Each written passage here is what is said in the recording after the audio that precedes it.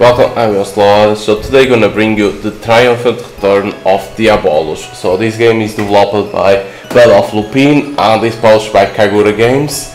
So if you know Kagura Games, they have two versions. On Steam, the censored version, of course, and then if you want to have the full content of the game, you need to go to their website.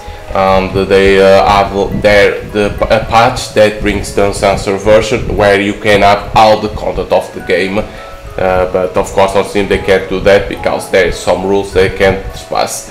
But it's like, at least with this you can always do you can record the games because censored version you don't have issues. So Kagura Games bring always these type of games that are RPGs. So this one, it has a little bit of visual novel. When you are talking with characters, you have a visual novel, but then you have the RPG style games that they always bring, because it's like always like that. Because don't forget, these are old games that were released on Asia, and then Kagura Games is bring them to rest of the world. Of course, they need to do certain works because to follow the rules of Steam, of course. So let's start here. New game. So difficulty, let's see what is difficulty. Difficulty change enemy power, amount of experience and goal receive, and hit and drop rate. The detailed explanation of difficulty level is displayed on next screen. So you can see easy, you can get through the adventure without caring much about leveling up and just grabbing items from chests. There's no change in experience, but you get less gold and have a lower item drop rate. So it's like, okay, I want only to see the story of the game, you go for easy. You have normal fair challenge, simply kill enemies on the way and upgrade some skills and equipment. These default difficult with laid back combat, and is the one recommended for your first time around. Of course, like, if you only want to see the story, go for easy mode. Normal to see how it is the game, right? Then you have hard, a meter chance that is still viable for your first playthrough. If you feel up to it, there is extra gold, high drop rates, and slight experience gained from fights. Mighty, proper leveling and good strategy are key for tackling this difficulty. Experience gain is increased, and there is much higher drop rate and gold earned from fights. And then you have Diabolos. This is the highest difficulty, and it's not all recommended for first playthrough. Experience gain is further increased, and you'll take consume more gold and item for fight. This is like the Mighty and Diabolos is more for those players that are experienced with RPG games. But what I will say is, like, go for normal because it's to see how the game is. If you only want to see the story, if you only care about the story, you don't care about the RPG style, go for easy. You will be able to change difficulty level anytime after the prologue, so feel free to increase it if you find yourself over leveled, or decrease it if a certain enemy proves way too hard for your taste. So I go for normal, of course. And then of course you have to skip new text, change all text calls, skip the prologue, skip tutorials, all options. So if you want that, but I don't want that, so start the game. Start game with these settings, yes. This is a work of fiction, of course, always like that, but they need to say it always is. I don't know why it says created by Naha. It was a different age, one when men fought against men at every turn. During these troubled times, the demon lord took over the world. But men joined together to oppose his tyranny and ultimately succeed in vanquishing him once and for all. Despite all of the different cultures and ways of life, it was proof that humanity could work together if only it had taken the despotic rule of a demon lord to achieve that. Prologue. Mythic. So here you go, like I say, that has a little bit of style of visual novel with RPG, because how you talk with characters is like as a visual novel. The lecture finally over. Why does history in particular have the power to make you so sleepy? Rain? Hey, are you listening to me? Yeah, what's up? So we are Rain. What do you mean, what's up? You should see your face right now. You are frowning so hard. Let me ask you the same question. What's up? In 1789, about 18 years ago, humanity fought against the demon lord and won. We learn our lesson and start cooperating more and more on global scale. In order to accelerate that process, the Sedis Empire has been implementing extensive cooperation efforts with our neighbors, promoting working together more and more. We are not exactly friends with every single country in the world just yet, but the goal is to one day become a single coalition of countries working together for the greater good, and not just with humans. We want to be on great terms with all race. Well, that's the plan at least. Well, wasn't that a perfect summary? CL Medial, my friend and fellow trainee at the Imperial Knight facilities. She's one of the most cautious people I ever met, and her grades are so good that I constantly end up lagging behind. So there you go, she's CL. Alright, we don't have to practice in the afternoon. Why don't we go to Iron Cave today? I need some materials for a new sword, and it doubles as trading. Win-win. Yeah, not a bad idea. Oh, by the way, are you ready for our finals? I think I'm fine when it comes to theory. The practical tests, then let's review it all together as we go. The monsters around here are pretty weak, but you should never underestimate one. This is the perfect occasion to refresh your skills a bit, don't you think? Yeah, good idea. These are contains tutorials for basic controls and mechanics of the game. Find your way to the end of the game while learning how to move and fight. Furthermore, please note that you can't open the menu during this tutorial chapter. You won't be able to change your gear nor save or load, just focus on moving forward for the time being. Alright, here we go. Wait, do you want a refresh on how to walk as well? I'm not a toddler.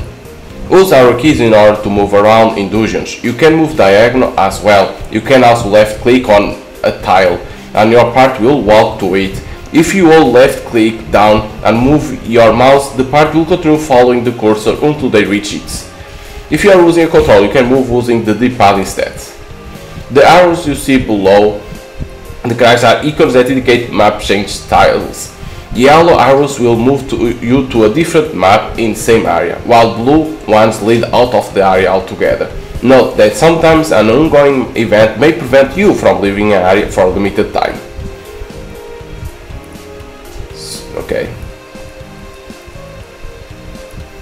There is a chest in there, but you can't go. Well, look at you. Seems like you can walk just fine. Hey, are you making fun of me?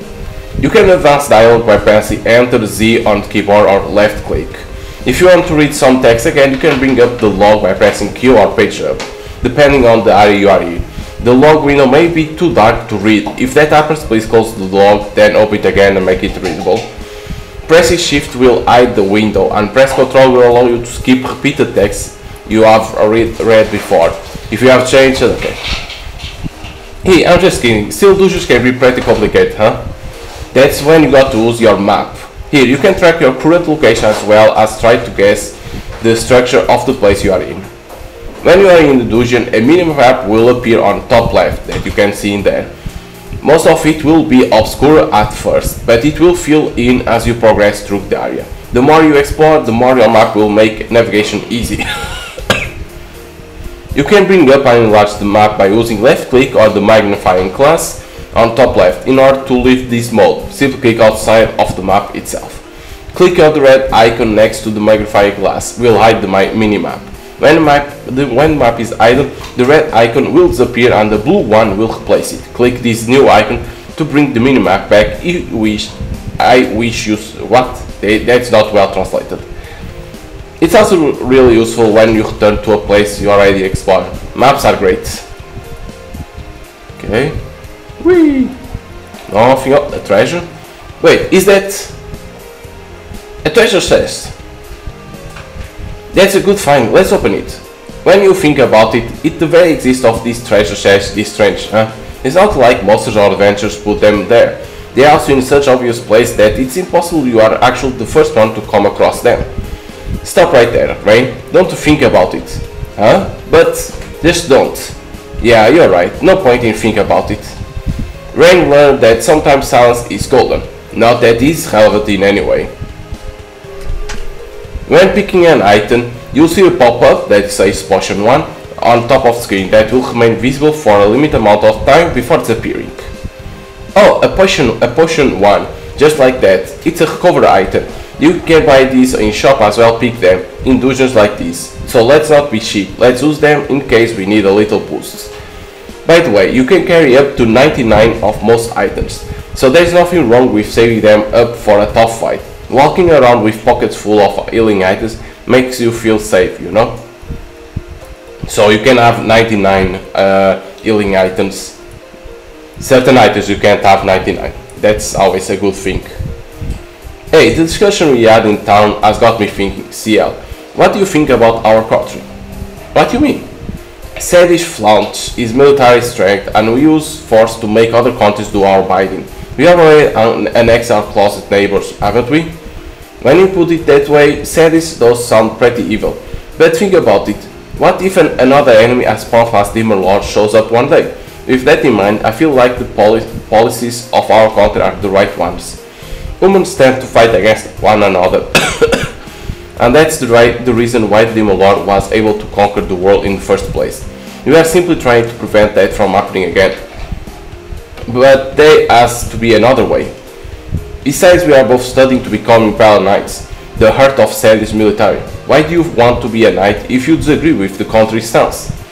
I do understand we need military power, but that's beside the point. I just think that Sandy should go about it a different way. I see, how about this? Once you become a knight, you can work on getting promoted and climbing the ranks. If you manage to become important enough, you'll be able to change those policies from the inside, then steer Sedish in a different direction. Isn't that perfect? That will be perfect, yes, if everything along the way went perfectly. Bernhard used to play with us all the time, and now look at him. He's one of 4 generals. It's definitely an attainable goal if you work hard and keep going. Bernhard is like an older brother who's always looked after me since I was little. His rare strength made it possible for him to become one of 4 generals, the military leaders of the Sedis Empire. I haven't seen him in quite a while. He must be incredibly busy. Sparring with him is scary as hell, but I do miss our sessions. So a little bit of a backstory at the same time. That's always a good thing that I like. Huh?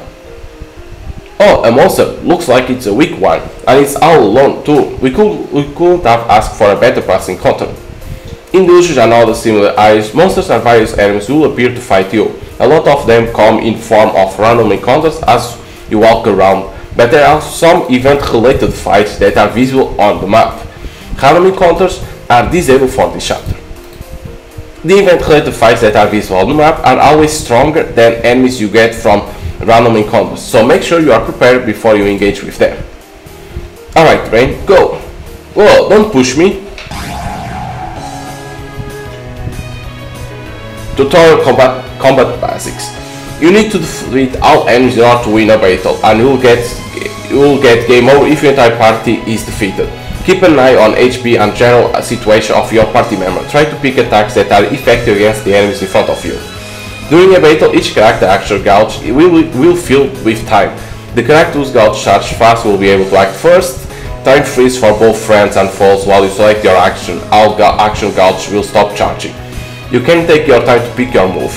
When someone's gauge fills up, a command wheel will appear in the bottom right of the screen. The 6 options on it represent all you can do in your turn: attack, magic, skill, secret type, defend, and items. Let's first try to defeat the enemy ahead of us. So it's CL first. So we have attack, we can move on ours, item, guard, secret skills, doesn't have nothing, arts, doesn't have nothing, magic, she has eyes.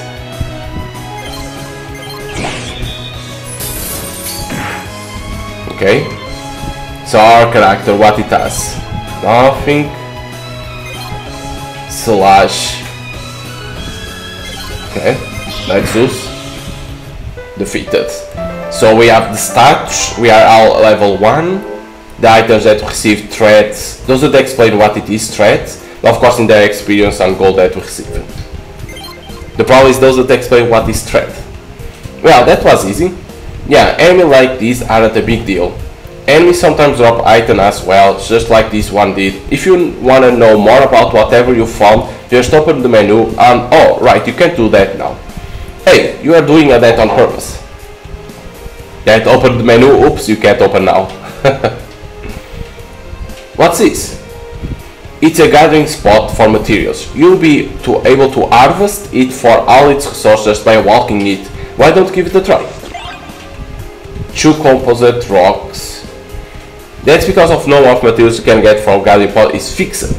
Although people say there are specialized tools that allow you to grab more at once. Also, they are different from treasure chests. You are able to harvest them again later. They take quite some time to replenish, but it's a neat trick to keep in mind nonetheless. All gathering points automatically replenish every time you begin a new chapter, but you will also be able to manually replenish them at a later time. This isn't the only way to get materials though. Enemies can drop them too, although whether you get a drop or not is entirely based on luck. But hey, at least there are some skills that post probability in your favor, I think. Okay, so there is some certain skills that increase the probability of drop items. Okay, that's always a good thing. Looks like there's another enemy ahead. Right, this is a good time to give you this. Bestiary Heron Cave. What's this? An illustrated bestiary? Books like this will teach you weakness and resistance of the enemies you fight, okay? This one called Bestiary Heron Cave and contains information about all the monsters you can encounter in here. It should include the weak points of that guy up ahead. Okay, so enemies have weak points. Combat basics show. Thanks to Bestiary CL handed to you, you now know the weakness and resistance of all enemies that live in Heron Cave. You can see this data during battle to the right of the screen. If you don't own the bestiary for a particular enemy, question marks will be displayed instead. They still have resist and weakness though, and you can still find them, of course. If you strike an enemy weakness without the bestiary, it will be displayed on the right side of the screen during battles. An enemy might have more than one weak point, but you will need to strike one of them to have everything revealed to you, weakness and resistance. There are 3 more bars other than the action gauge, HP, MP and TP. HP represents the health recovery with skills or rights. You become incapacitated at 0. MP resource spent to use magical or secret arts can be replenished with skills or items. TP, a resource spent to use skills or secret arts, fills up with time when taking damage or more. Keeping the enter key pressed activates auto battle. You can turn the command memory option on in settings to have characters to use at least action repeatedly. Now turn it off to make it so auto battle will use a regular simple attack. By pressing shift on the keyboard or clicking the fast forward icon on top left of the screen, you can speed up the all battle animations. This speed up option is saved between battles. So in here we can use ice. Weakness is fire, doesn't have resistance. So it's fire, but we don't have nothing about fire.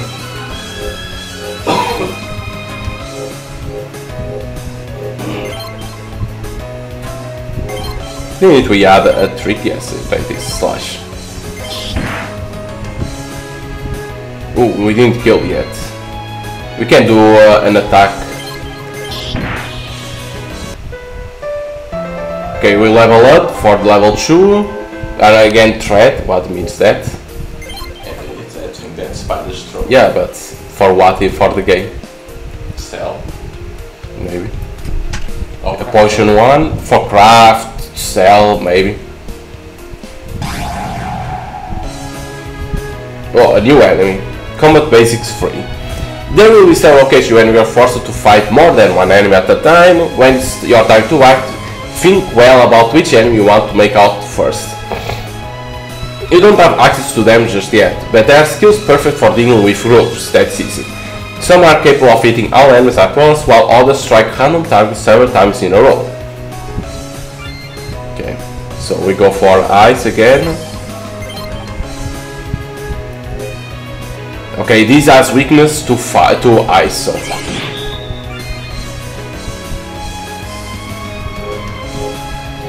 Art.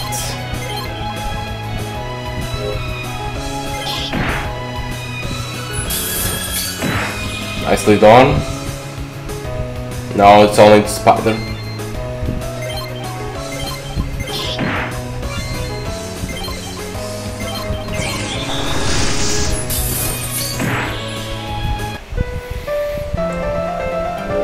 Again, same thing, but because it's show enemies, you receive more gold and experience. Okay, so we need to go up. Here we are, we made it. Yeah, what's that at the end of the cave? Is that a demon? A demon? It's coming for us. Okay, like a boss now. Boss battles. You will often find special enemies called bosses as you go through dungeons. These are stronger than regular enemies, so tactics and having enough levels are important. Furthermore, most of the bosses aren't recorded in any bestiary. There you go. You won't be able to tell their weakness and resistance right away, even if you have the bestiary of the dungeon you are in. Lastly, bosses will have their HP bar product displayed at the top of the screen. Some of them will also have special skills they will use after taking off damage. Don't let your guard down until the very end and take him out. It's Rain, okay. So we don't know the weakness.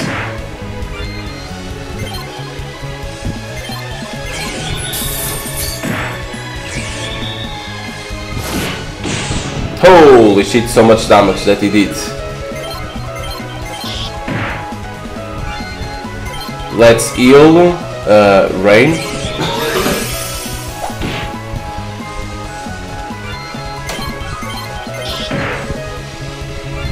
Okay, time to end. They give more experience, of course, it's a boss. Demon Fang.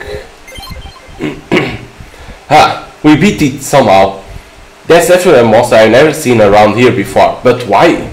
Anyway, there's no other monster around. Let's rest up a bit and get our strength back. Yeah, good idea. So even she doesn't know why this monster is here in here.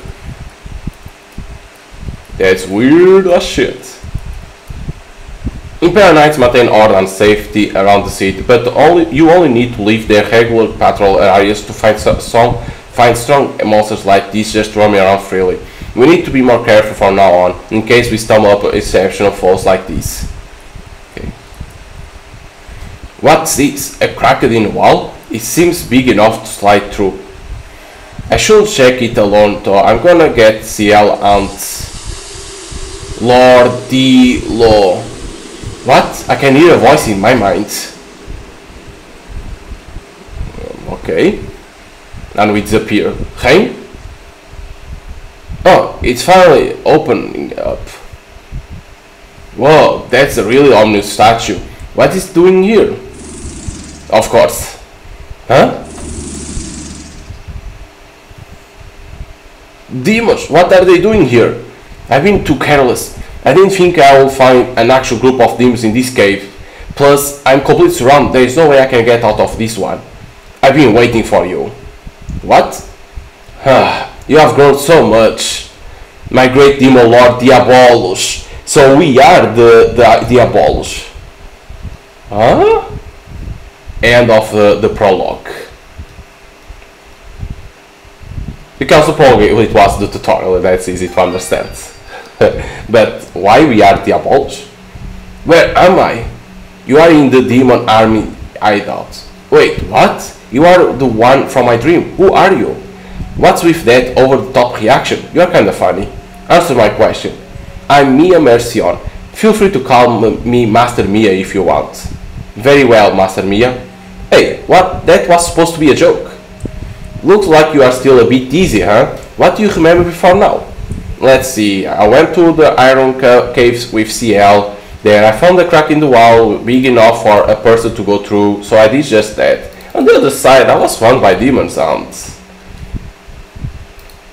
My great demon lord Diabolos.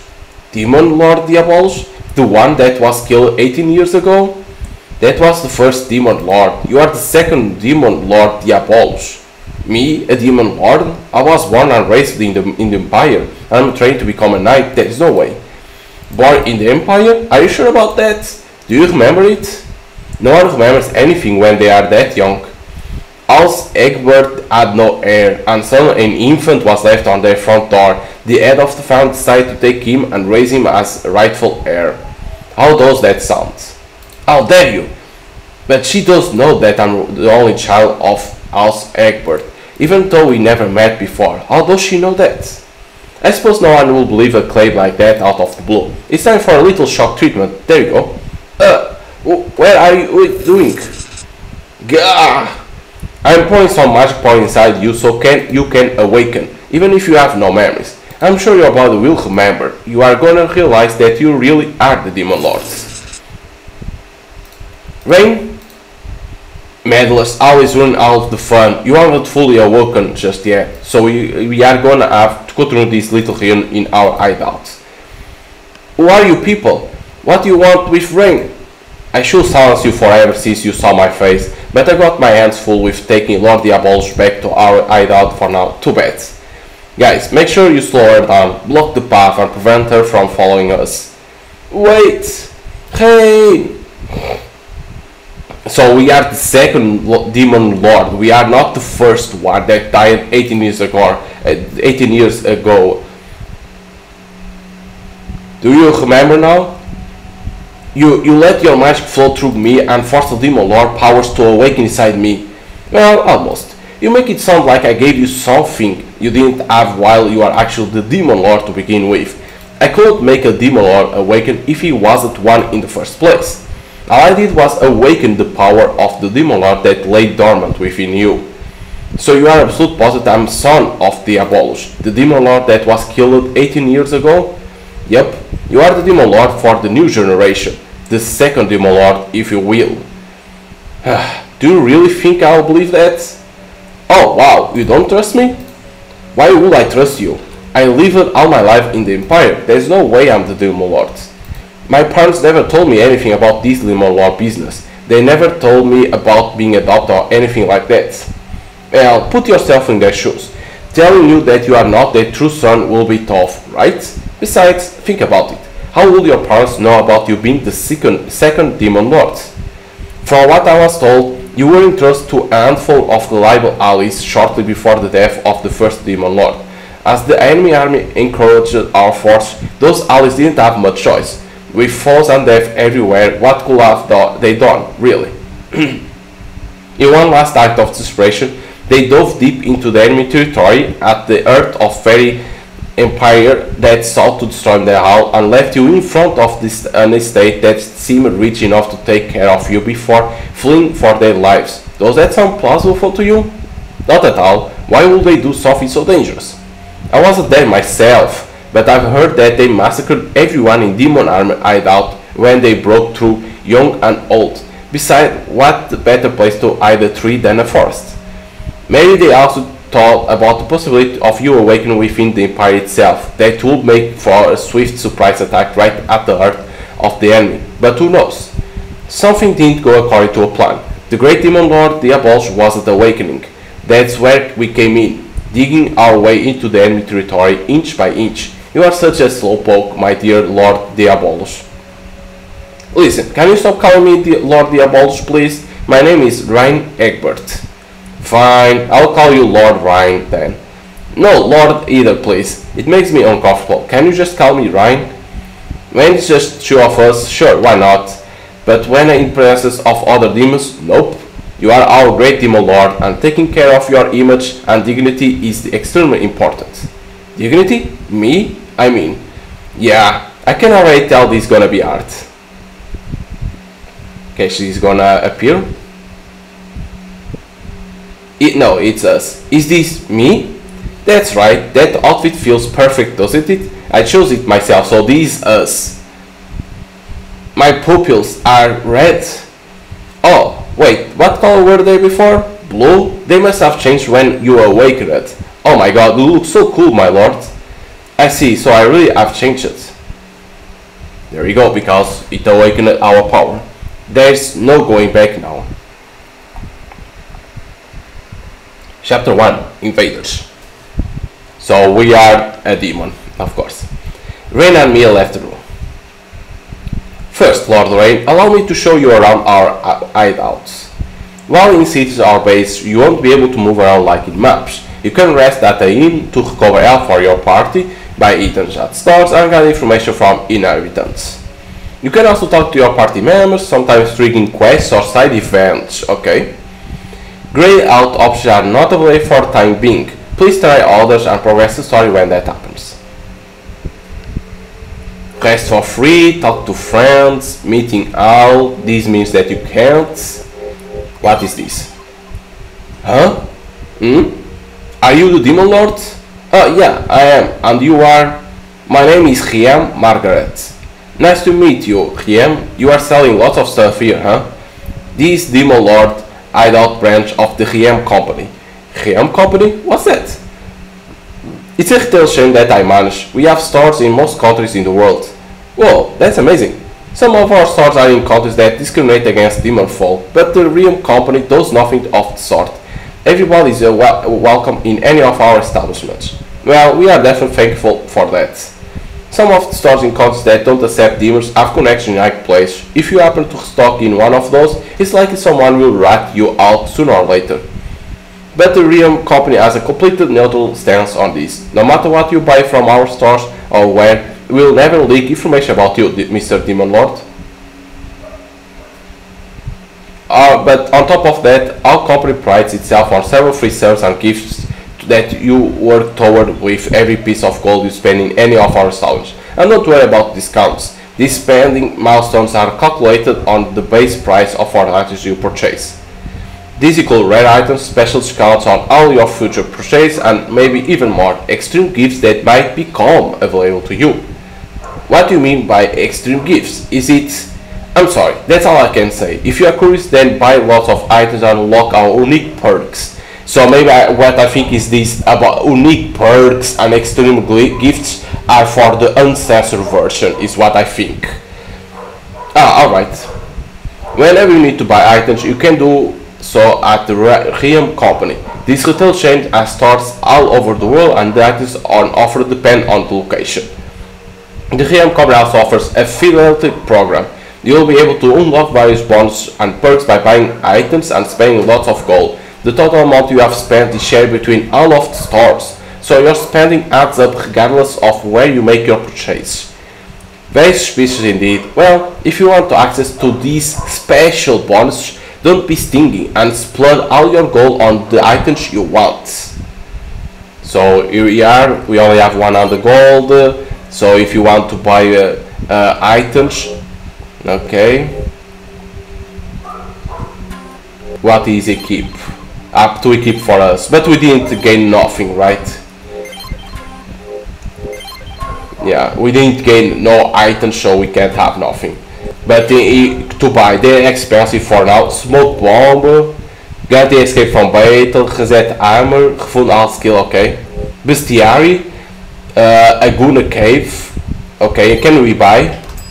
Okay, let's buy it. Like that, we have the weakness of the monsters, and then we have here the items for us to buy. It's good that it shows for the characters how to increase, okay. But I don't want nothing more. Also, you can come here if you need to talk to me. I think I'll almost stick around these parts. To a fruitful partnership. Okay. Let me drink.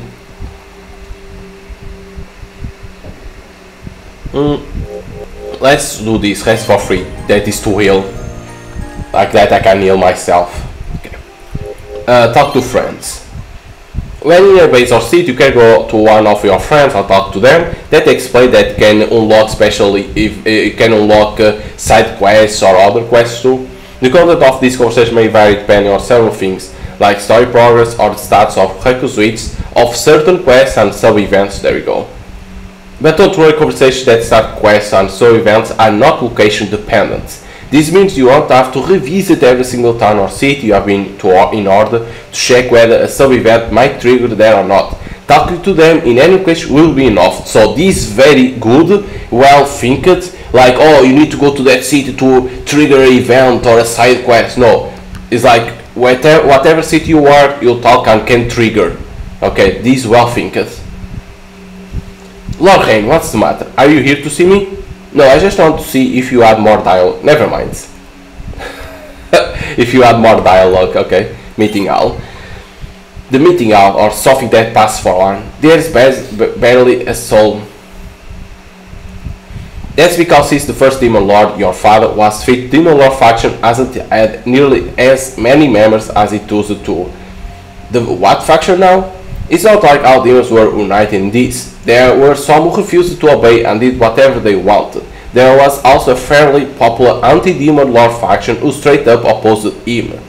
Basically, a great deal of demons were charmed by the first Demon Lord's strength and charisma. At the height of his popularity, the Demon Lord faction had over 70 million proponents, which made up about 80% of total demon population. They are crazy numbers compared to what we have now.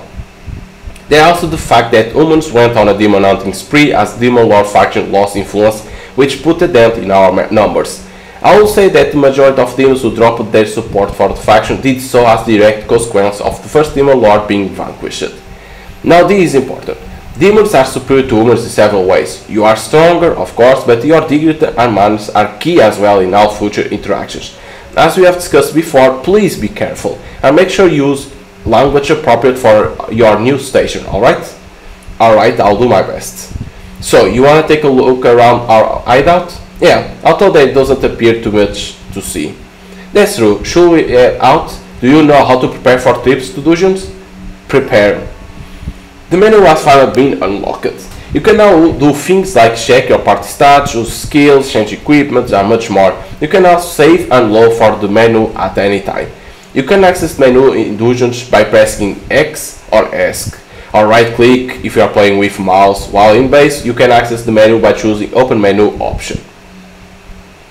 This is how the menu works. On top right of the screen you see your playtime, the current location and the goal you have. A summary of your party stats is displayed at the bottom. The square icon at the top represents all the sub-menus you can access. Use left and right mouse keys to select one, then press C, enter, or simply use cursor to left click in order to access. Here's the explanation of every icon available from left to right. Items, inspect and use items in your possession. Abilities, inspect and use the abilities you have learned so far. Equipment, change the equipment for your party. Stats, view a detail of all stats from your party.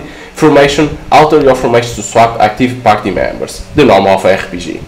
Skill tree, spend SP skill points to learn new abilities. Encyclopedia contains story summaries, like quests. Okay, there is some requests to kill certain enemies. Okay, achievements, a glossary and tutorials. Options, change the options in the game. Save to save, load to load, quit to get the fuck out of the game. When you want to close the menu, press S. Okay.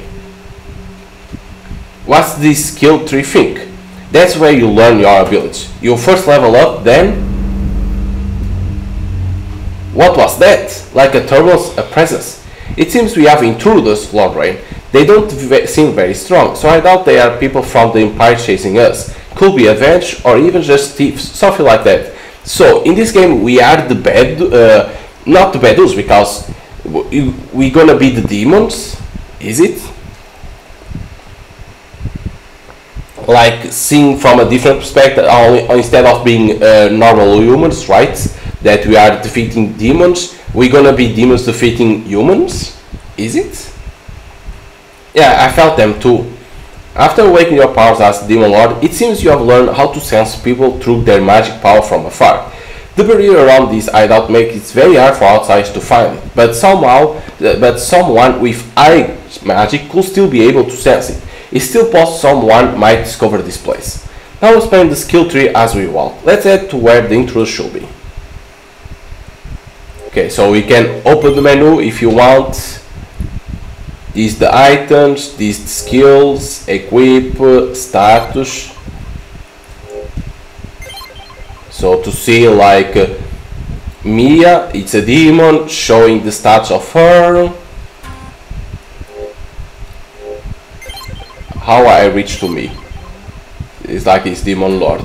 Doesn't show where we are. Formation, skill tree, but okay. But for now it's not to go, please leave to base. This is the bottom level of Aguna Cave. We should find the intruders if we keep exploring, so let's head to the cave entrance toward the surface while we look for them. There's just two of us, right? Can we talk normally? I suppose we can, yeah, but you should really work on your speech and attitude.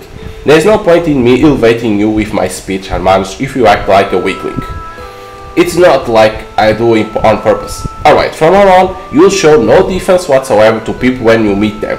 You use a much more overbearing tone as if you naturally consider yourself better than them. Try to express. Would that make me a horrible guy all around? Apparently the first demon lord didn't need to be so forceful and oppressive with his speech, but that means that he had other ways to exert his pressure on the people around him. A more indirect approach, you know, like his mere presence simply made it happen. He had this aura around him that made people feel his superiority, so those who met him naturally considered themselves below him. But you aren't that strong, right? You don't have that same aura. I can't deny that, but still hurts to hear it. That's why you need to act accordingly instead. Gotta make them think, man, this guy must be strong. It's probably won't gonna work on actual strong enemies, but I can guarantee it's gonna make our lives easier against the rest. Let's work on getting stronger while we put up this act. Fine, I get it. I'll do my best, okay? I get the feeling you don't really get it just yet. Something's here. The one that looks like a star, it's a magic circle. The swirling one is a monster vortex.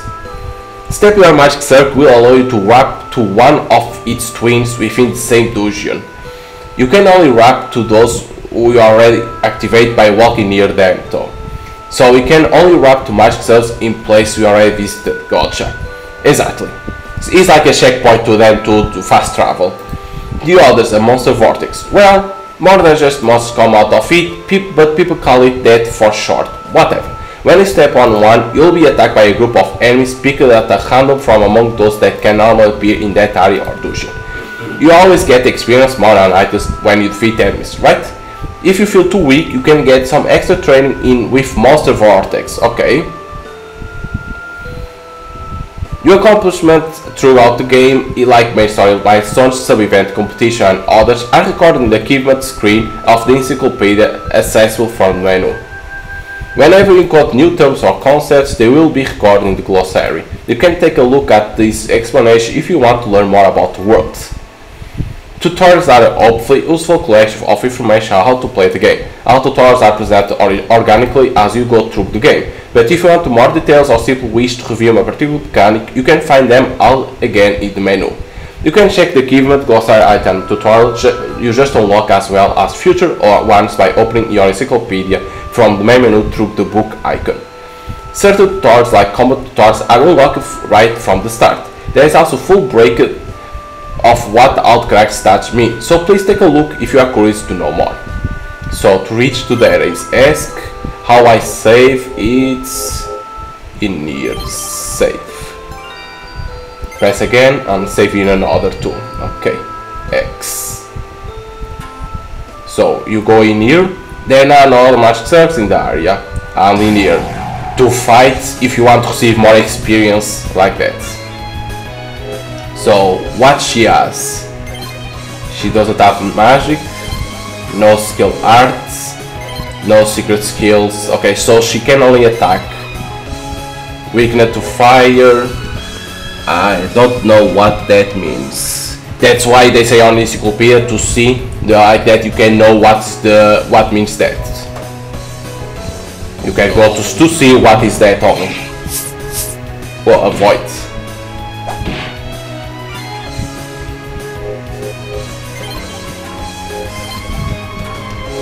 Wait, we don't have now the skills, so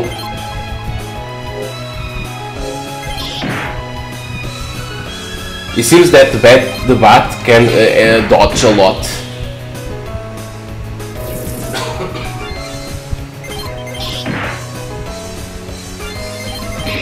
Okay, nice. This here is only if you feel like you are weak and you want to receive gold and experience. I think it's a good idea.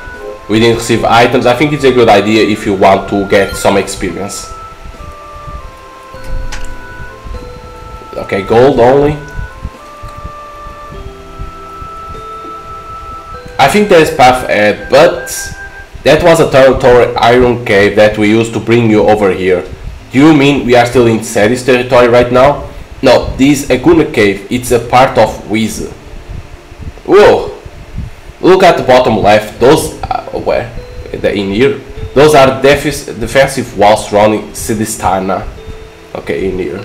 That's the capital city, the Sadie's Empire, where you have lived until recently. Northwest of Sidistana, in the red circle, is Iron Cave. Right across the shire on the opposite coast circle is the blue is Aguna Cave. Okay. The Demon Army dug a tunnel from Aguna to Irung in order to take you out of Ceres, and we only recently made it all the way to the opposite side. On top of being deep underground and natural hard to notice, it was also magically shielded, so no one but us knew about it. You dug a tunnel all the way across and underneath the channel? Yep, our hideout is every 200 meters below ground after all. That's pretty deep. We didn't have much of a choice. Regardless of barriers, humans were too likely to find us if we picked anywhere less removed from civilization. But Iron Cave isn't that deep, is it? Yeah, it wasn't deep at first, little more than a grotto, really. But after we dug far enough to get across the channel, we began digging our way up toward Iron Cave and opened the passage.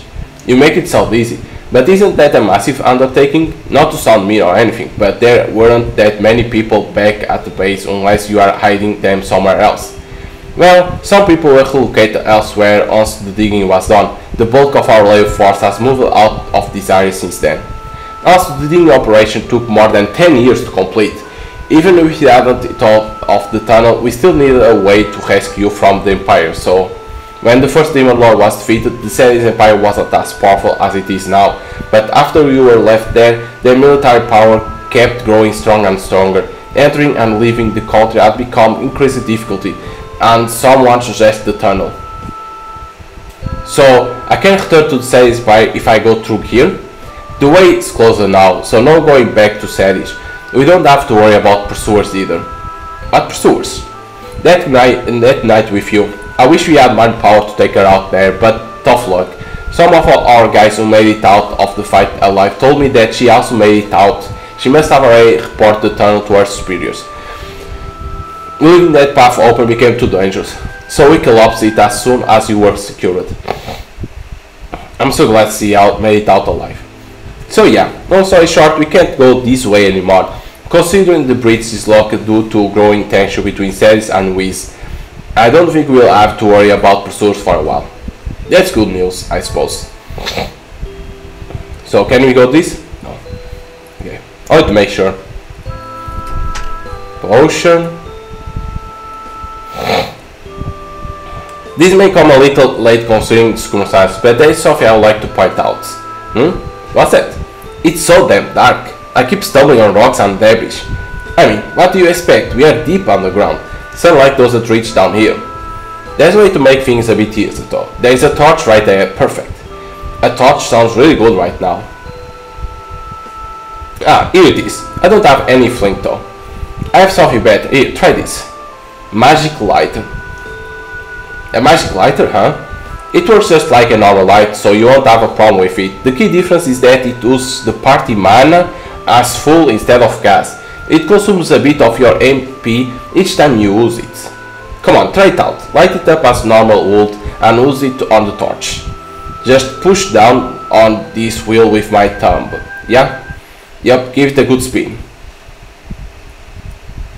Oh, I can finally see. Right, it's much easier to explore. Just keep in mind that the MP consumption and range of the light might change depending on the dungeon you are in. Also, this is a pretty cheap magic lighter, so it's a bit power hungry. I've heard there are more efficient ones out there that end up consuming less MP. So they are saying that you need to pay attention if there is some magic lighters, more magic lighters that are better, to instead of consuming a lot of MP, they consume less. So at the same time you need to pay attention to that. What happens if there is no one in part with enough MP? In those cases, it draws energy and mana from the ambient air and still manages to produce fire. That only occurs when you are all out of MP though. If it can do that, why does it have to consume MP in first place? Can it just draw energy from the air all the time?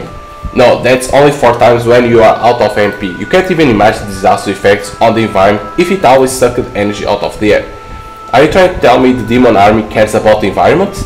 Lots of demon folks don't really care about the environment, true. But within the demon army, there's a ton of people against stuff like excessive hunting of wildlife and so much more.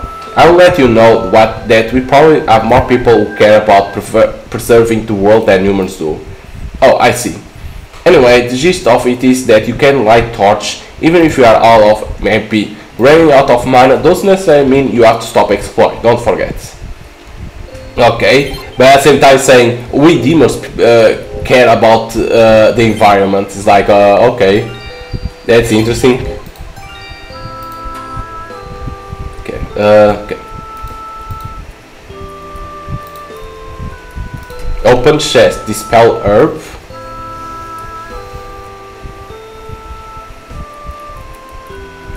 Go. On the options you have to always dash, so that's a good thing too. So, oh, there's another torch over there. Good, I can finally see again.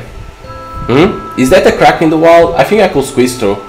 Illuminating an area in a dungeon can make exploration easier, but that's not all. You can also notice hidden paths that were almost invisible in the dim light. Take that crack in the wall for example. You may have noticed, it even in dark all your own, but they are going to be placed completely hidden when it covered in darkness, or secret paths you didn't even notice for what they really are when shown in darkness. In the future, you may find places highlighted by a question mark icon after you light the torch. This will mark hidden passages revealed by increased visibility of the area. Head to these highlighted tiles to automatically squeeze through the newly revealed path. You won't have a question mark if you don't light the torch, but you can squeeze through regardless. Okay, that I want to treasure. Magic leaf. Okay, you can see there is another in there.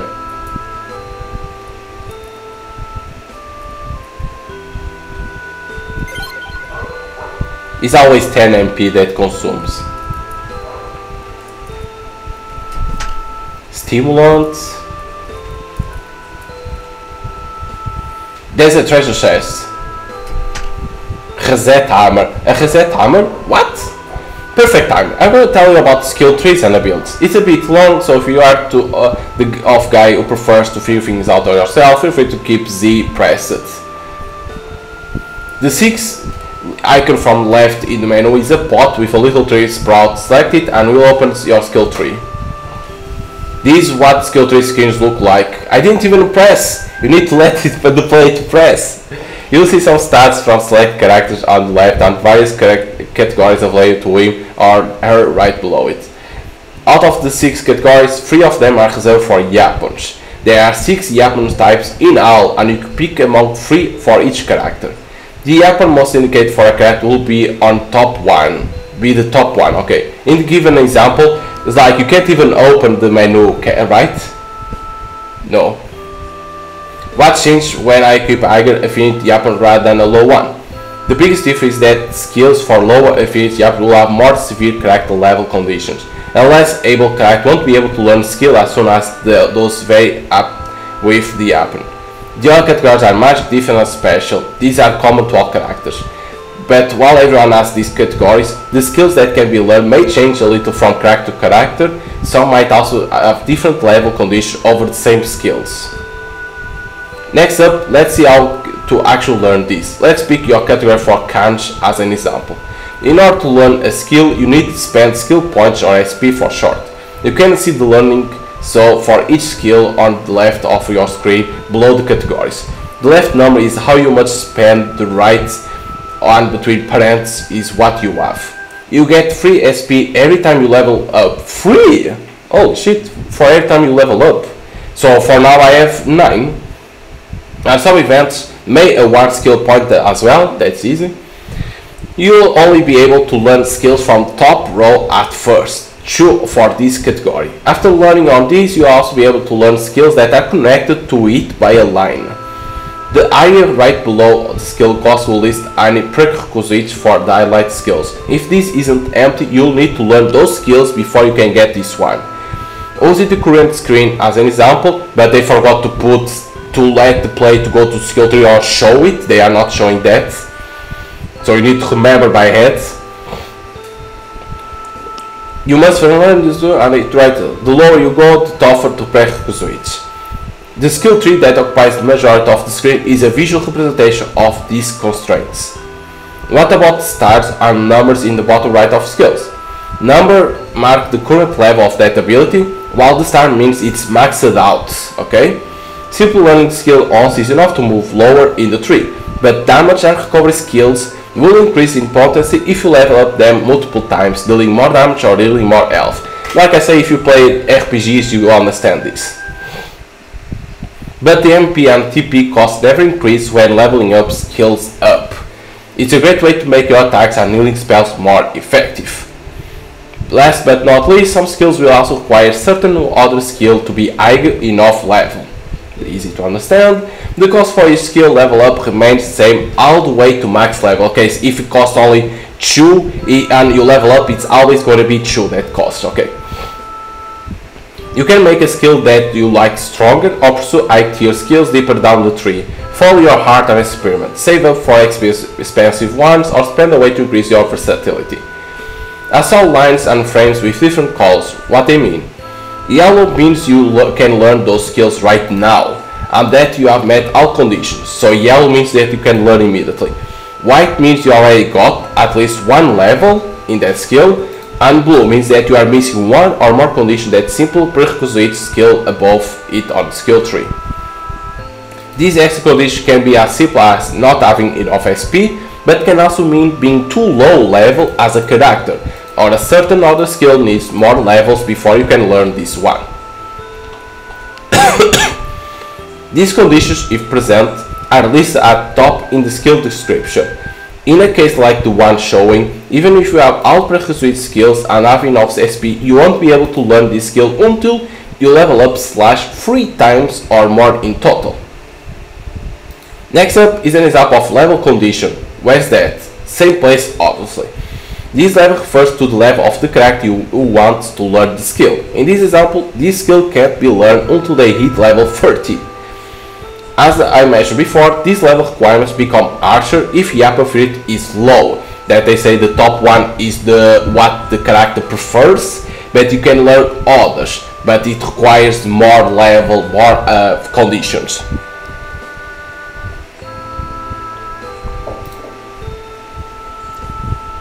This difference in level conditions doesn't apply to just Yappas.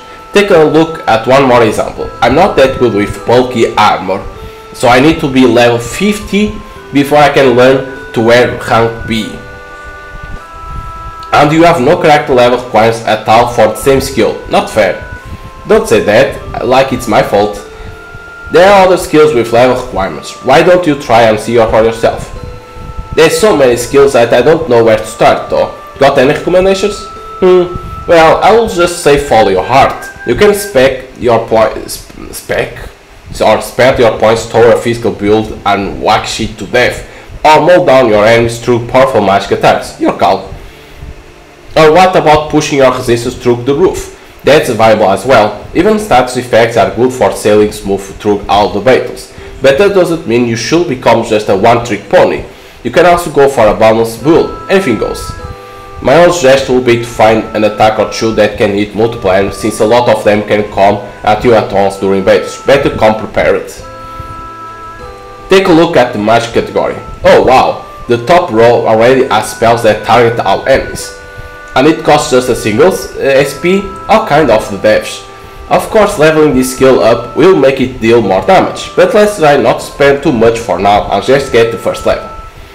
Fair warning though. Spells that attack all enemies consume a great deal of MP. TP can be gained in a variety of ways, but other than resting at the inn, MP can only be restored through items. Think well before you use this. By the way, all skills have one following target types: single enemy, group, all enemies, and random enemy. Some attack skills can also strike more than once. Single target and all enemies are easy enough, right? No need to have one dialogue window just for those. Group skills will target all enemies of the same type, okay? Group skills is for enemies of the same type, like bugs, like that. For example, if you are facing 2 spiders, like I was saying, and a goblin, you will hit 2 enemies if you target one of the spiders with a group skill. Just the skill won't attack the goblin, so it's not quite the same thing as target the entire enemy team. Random skills won't let you choose the targets. In return, they can hit several targets for relatively low costs. Now, look at the top row of the magic category, second from the right. This is a recovery skill called Healed 1. It can be learned for a single SP as well. You should have at least one person learn this in order to save on healing items. I see, but half of the screen is empty. It's not much of a tree at all, more like a bush at best. All skill trees will expand as story progress, okay? So sometimes it's better not to spend because you need to advance the story to unlock more skill trees, okay? Or through certain events, you'll gain access to more and more powerful skills as you go. But if I don't know what skills are ahead, don't I risk regretting my choice down the road? I can totally see myself teaching a skill in favor of a cooler one, only to regret my choice 10 minutes later because I had no idea an event better skill would pop up below the first one. That's where the reset hammer you just grabbed comes in to save the day. Give someone a little smack in the head with that and poof, all the learned skills will be gone. Use it when the skill tree expands and you want to backtrack your choice, or when you change your mind about what you want, or even if you accidentally make a mistake. Reset hammers can fix all your problems with almost painless bulk. Reset hammers completely reset all categories, by the way, can't do it just for one. Though I have heard rumors about a real skilled guy able to reset a single category. Too bad I have no idea where he might be. I hope you can meet him one day though. I know I already talked your ear off for so long, but we are in home stretch. It's time to explain the abilities themselves. These can be either magic spells, weapon skills, secret arts, or passives. Let's talk about spells first. These consume MP for the most part, and either attack spells, recovery spells, or support spells. When using spells during battle, you need a certain amount of time to cast them. The stronger the skill, the longer the casting time, but that's when the character spirit stat comes in handy. High spirit means reducing cast time. Many of the attack spells have quite long casting time. Conversely, health recovery spells need a considerably short amount of time to be activated. Never faster than items though, which are used instantly. You are better off using those instead if you need someone healed really fast. Next up, weapon skills. These are special attacks that consume TP for the most part. They are nothing like spells since they need no casting time whatsoever to be used. These mainly deal physical damage, but require the correct weapon to be equipped. Support skills, on the other hand, can be used regardless of what you have equipped. Secret hearts are skills completely unique to certain characters. These consume both MP and TP, and require a long time unleash, which makes them similar to spells, but they tend to be very powerful. Lastly, passives. These require no activation and are beneficial as soon as you learn them. For example, you can equip all rank C swords or lower the moment you learn rank C swords, and you have a permanent increase in physical attack power simply by learning physical attack up 1. By the way, high tier passives always replace the lower tier ones, that's easy. Learning rank B sword will overwrite and replace rank C sword, same as physical attack up 2 replacing physical attack 1. You have mentioned a passive skill like this early when you use rank B heavy armor as an example. But what the hell even is this rank? Never heard of it before, honestly. Rank refers to equipment. Let's do that another time, yeah? I've talked so much that my throat hurts. Okay, holy shit, finally. Like, god damn. It's like one thing that they missed is to show, to show the skill tree. They didn't show that. It's kinda bad because they didn't show. Okay, for us. So it shows that for us it's better swords, then it's canes, and then bows, and then we have magic if you want, defense and special. So single enemy sword skill, slight more damage than a regular one. We need to do this, then to appear. Draw attention, self buff, level 30 that we need. We can't go to that. Passive allows you to keep swords to rank C. Okay, we want that. Let me see only. Get out. Skill 3 for Mia. Okay, each one has SP. Okay, so she's better with gloves than bows and canes. Slap. Single enemy chance to inflict rage, damage the enemy, and sometimes inflict poison. Okay, she can learn both. Okay, we want this. Passive, agility up. This is a passive too. Okay. Okay, I want like this. And magic. Fire. But I'm gonna save up to have more points. They say should learn heal too, but I didn't learn. Wait, at the same time, where is heal? Heal, it was in here. I can put her learning heal. Yeah, it's only one. I can put her learning the heal. It's in here. Like that, she learns heal. It's like you can put Shu to learn heal. There is no issue. Okay. What we have to decide first? Aha, treasure chests. Gold only. No, there is nothing like a crack I don't see in there. Let's go here first. Potion. Random enemy.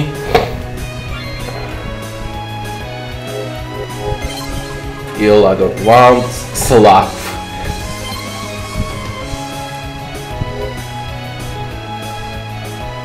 I'm gonna slap you.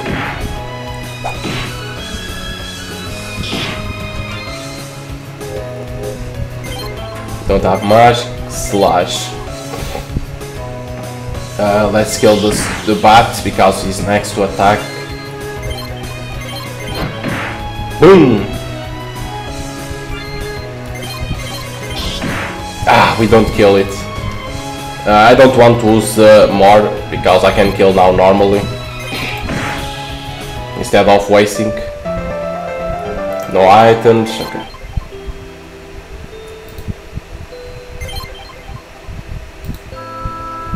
No crack.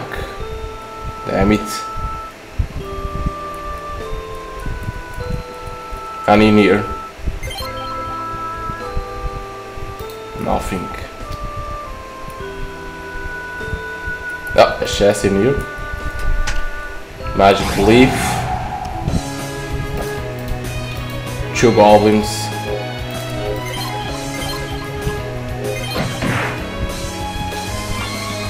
Okay.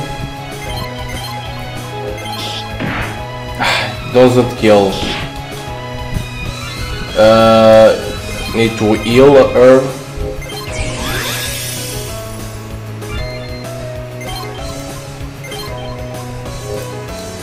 No, can back and attack normally.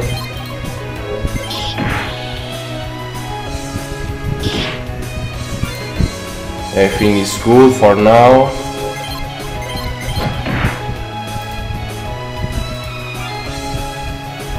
Can also slash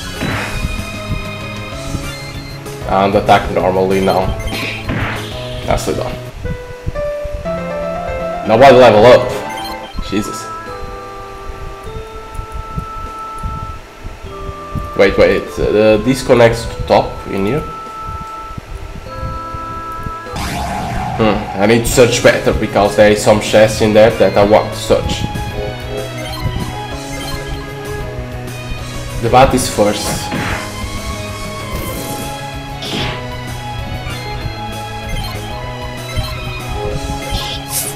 Ah, of course it avoided.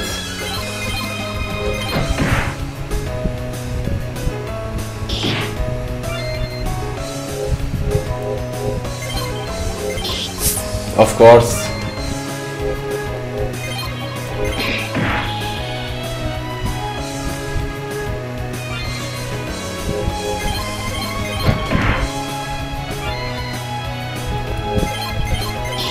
Damn it, they didn't kill yet. Nobody. Okay. Level up. That's good. We got Monster Wing. Because we have treasure in here. Wooden shields. Ways item, skills, equip. This Mia, I don't want for Mia. Wait, what?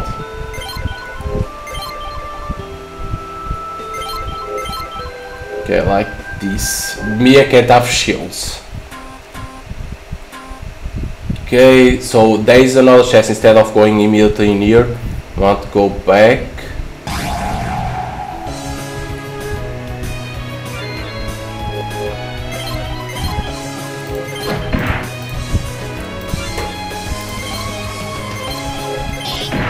Let's get the fuck out, pet. Gonna heal. Take chance for now.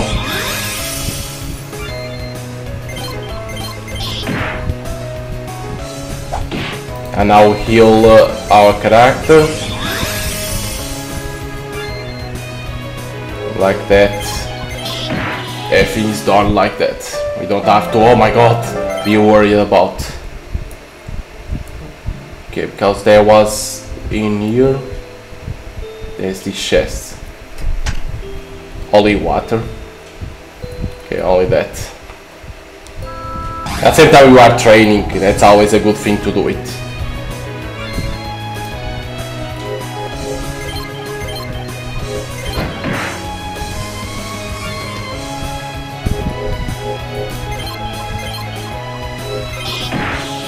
Nice.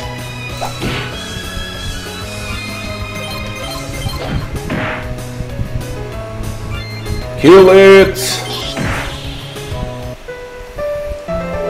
Threats again. We are going to that stairs in there.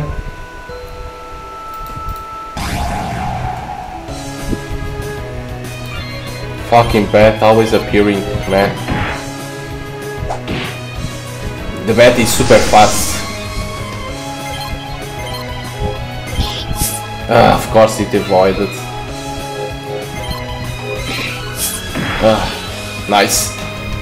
Second attack. Second attack killed the bat.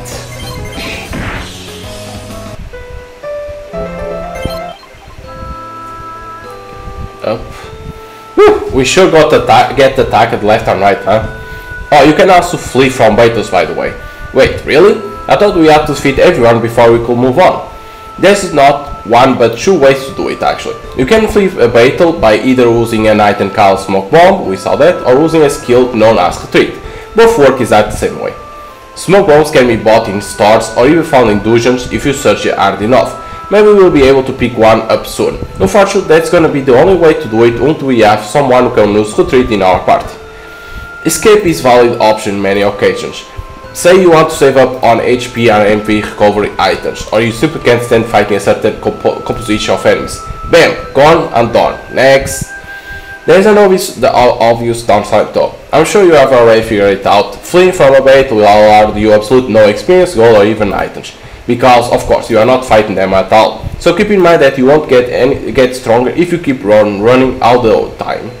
Also, you can't flee from boss fights. You really can't do smoke while doing those. I see. Thanks, that's a good info to have. Of course, that's not like if you played a lot of RPGs, you know that you can't run from boss battles. That's easy to understand. Like, so what was the boss battles? If you could run, it was like just run. Can't pass through here. I thought we could. There is a cracked wall. Light the torch. Light the torch. There's something there to harvest. A composite rock. nothing special for me.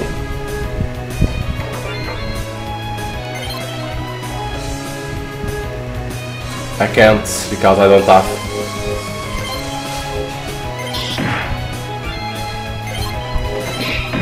Let's kill the bat quickly. Nice 2 times attack, that was very good. Ah, we didn't kill it? Come on.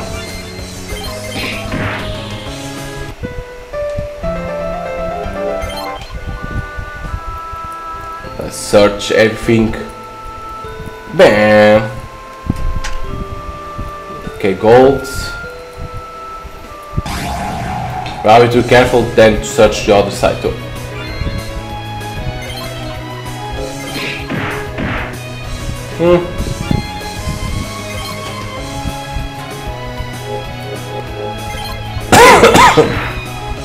You can't kill it.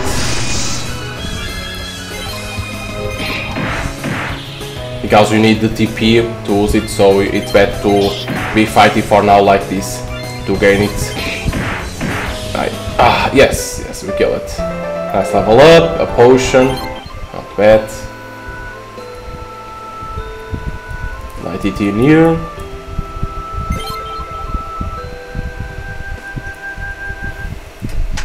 Smoke bomb, there we go.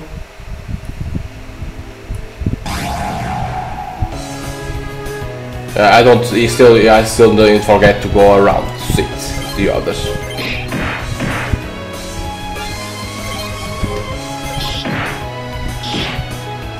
We didn't kill that guy, come on. He doesn't have health. Potion again.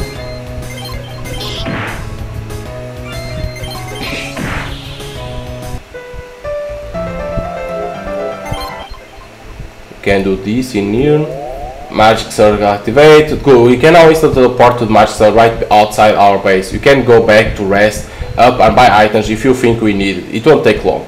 That's a good idea. I'm a bit tired. A little rest sounds nice. You can also save anytime you want from the menu, by the way. Save a lot and save often, so you won't have to live with regrets.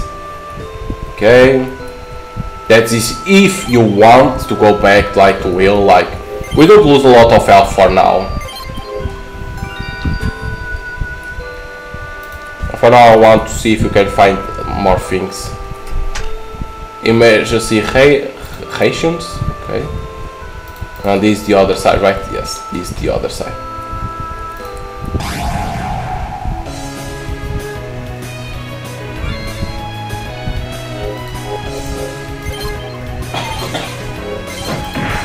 Stop on that pet.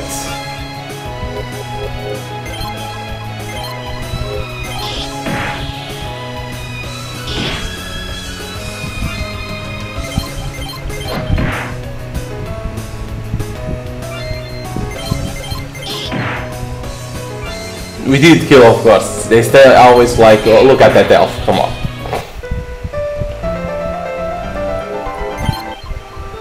I'm always pressing there because I like all the RPGs that you can press email to get out from there.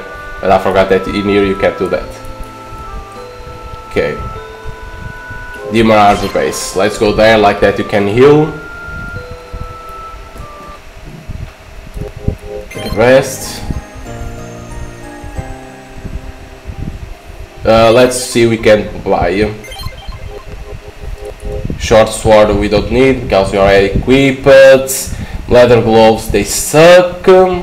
It's only agility for her. Now she has equipped, this is for us. On the shield we have linen tunic, magic defense decrease, but decrease defense and agility, but I don't need, they suck.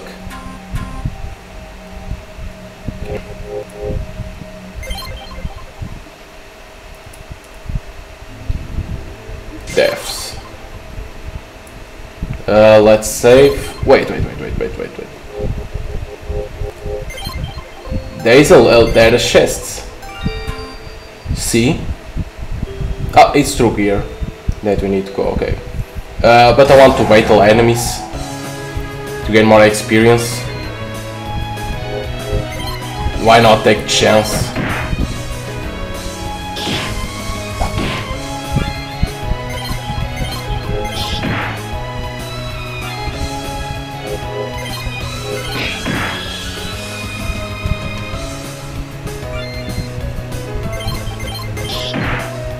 don't kill immediately. Like that, to receive some experience in here, it's always a good thing to do. These are gonna be like an enemy that you can't escape. You need to fight against them. It's not a boss, it's like enemy. Okay. I don't like the bats, of course that I have to miss.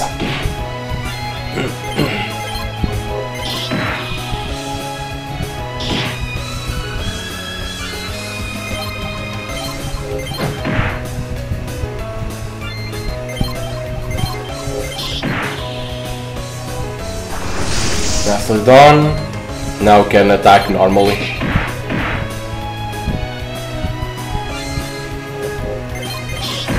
Nice. 3 enemies, like good gold, monster wing and potion. Chest in here for me. Potion. Nothing.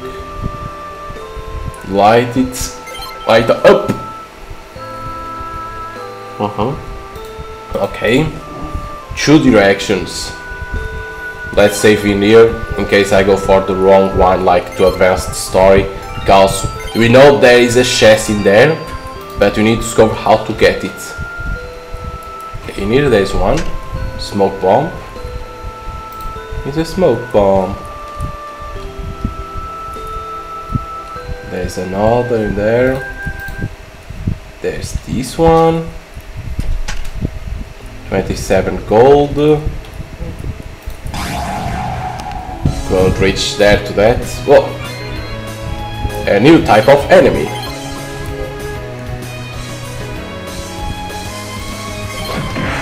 Resistance. Okay, I was seeing only to see what it was that.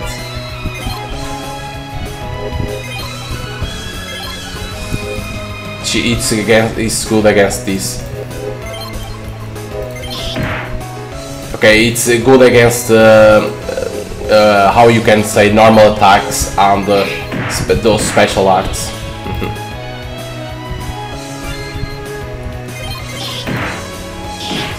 Interesting.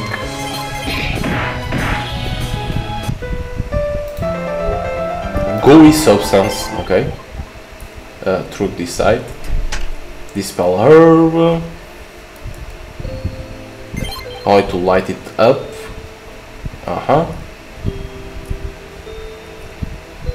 Okay, go down. Aha! Chest. Poison quartz. What's that? Item. It's a decoration. They still didn't explain about that. They still didn't explain what means decorations. Maybe they're gonna explain? Or maybe it's like when you are at your base, you can put it, right? Maybe it's for that.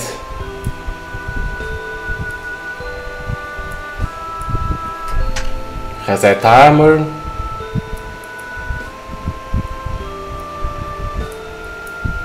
Maybe when you are at your base, you're gonna need to decor like the base to calm more demons. Who knows? Who knows?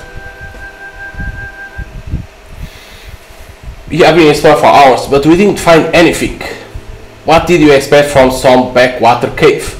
We should have just raided the village nearby. Bad idea. They are preparing for invasion from Sedge, and there is soldiers everywhere. A thief could probably still find his way in there, but it ain't gonna be safe. Yeah, I've heard about this prophet they have. She can sense evil plans, so they kick people with bad intentions out of all time. Even if we sneak our way in, I bet they will be waiting to ambush us. So she'll know a way before we actually stole anything? Sounds like hell for us. Whatever, we come out this way, we might as well see if there's something at the end. Come on, Khurina, move. We gonna leave you behind. Okay, a character like maybe it's gonna be a main character to have in your party because they say the name Khurina and the others were like thieves only. chest. Stimulant. And something to harvest. 2 iron ore. No chest for me. Energy drink. Okay.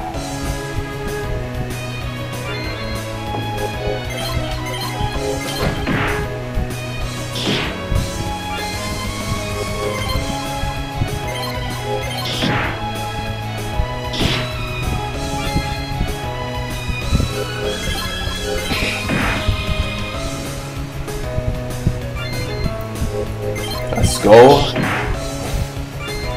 Attack normally. Nicely done.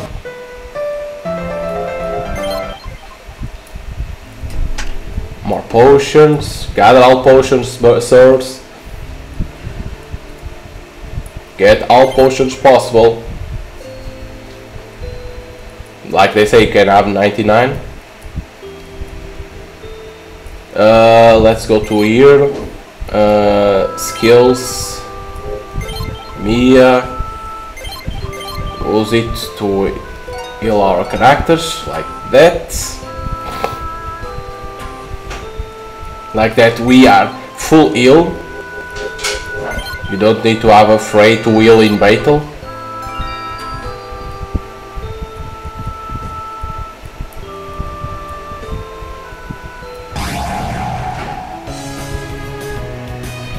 Damn it.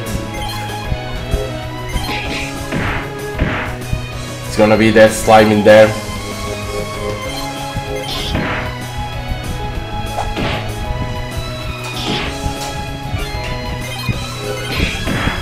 Okay, take out that.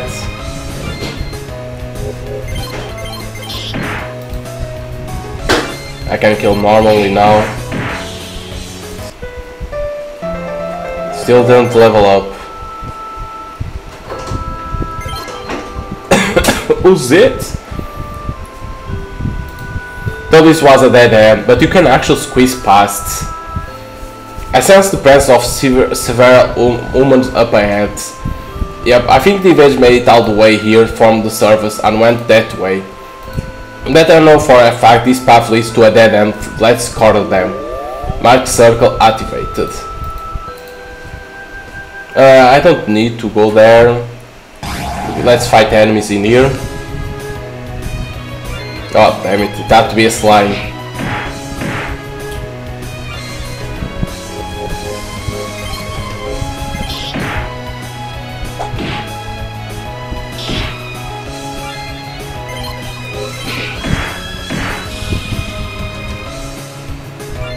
Like that, then I can go heal myself at the base.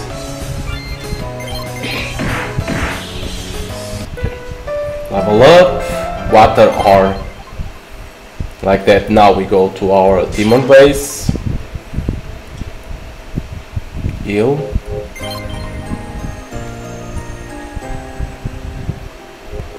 Leave the base. Toward the surface. In here we save. So instead of, I want to see, we can go up in here to the stairs. So maybe there's something else in here. That's not where the invaders are. Oh, it doesn't even let us go, okay. I was thinking that you could go. Okay, these go down. I don't want to go there first. Search everything. Because it's the start, you want to get all the items possible in the game. In the beginning. That's how I learned on RPGs.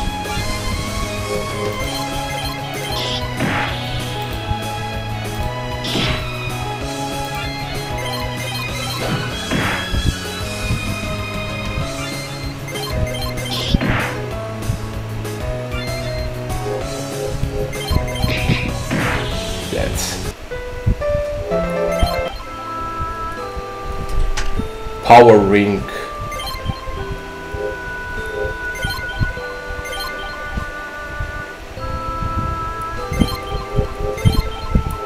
Ah, poison one is here. Power ring, a ring that increases physical attacks. Common gear adds medium positive as a charm that halves the risk of being poisoned.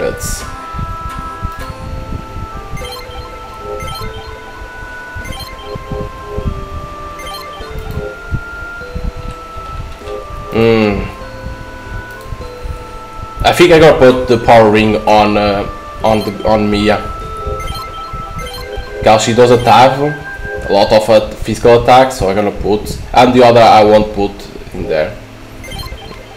No, so this Soy Chu cannot be the ring, so it's for others. So in here it has to be rings and how it is the poison guard, like decorations. As Soy Chu it has to be other things. Okay.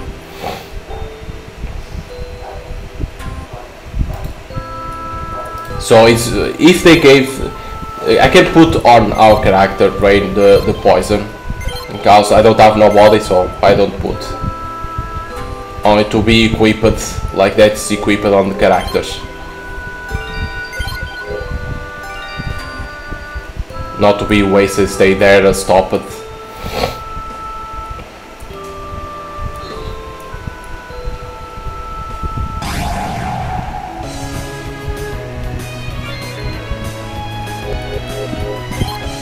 Who is going to be the first? This guy.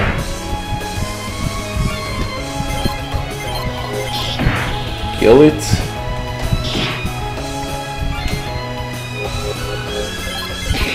Like that, she attacks 2 times.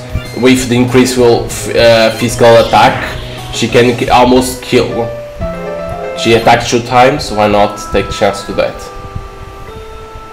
Okay, go down.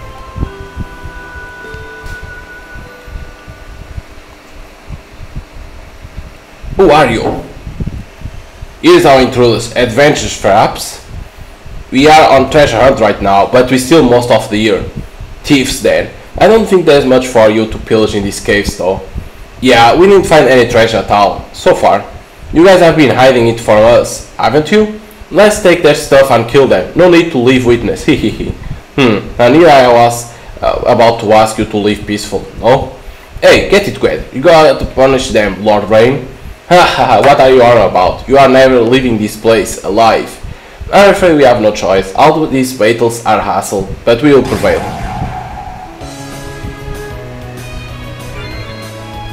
So this guy is gonna be the first one.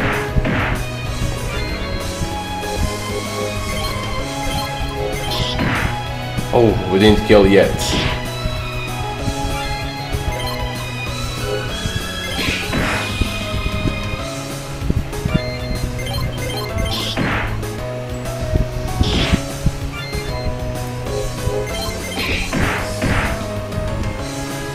She doesn't kill immediately, these guys. They have more health. Ooh, look at that experience. 60.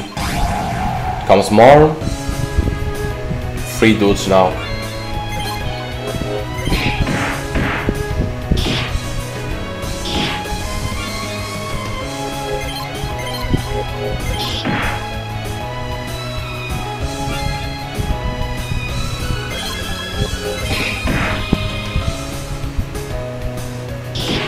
Need to be careful. Okay, now she heals.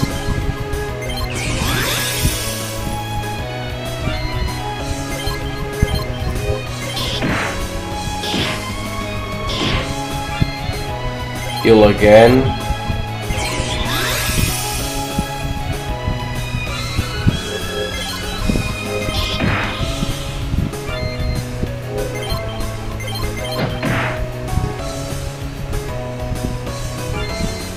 Now we slap people, attack 2 times.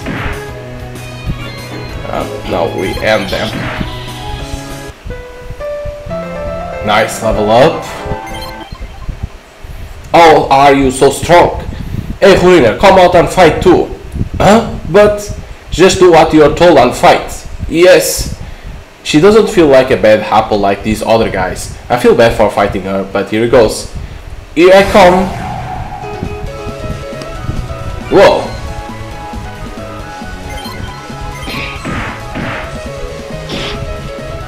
Poison, like that I have that ring, I put the ring on us.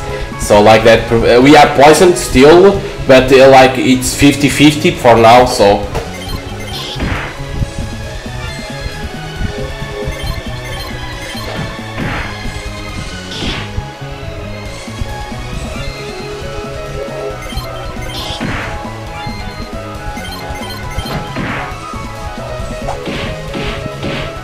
Ooh, she attacks 3 times. Let me heal Mia. Because she attacks 3 times, so.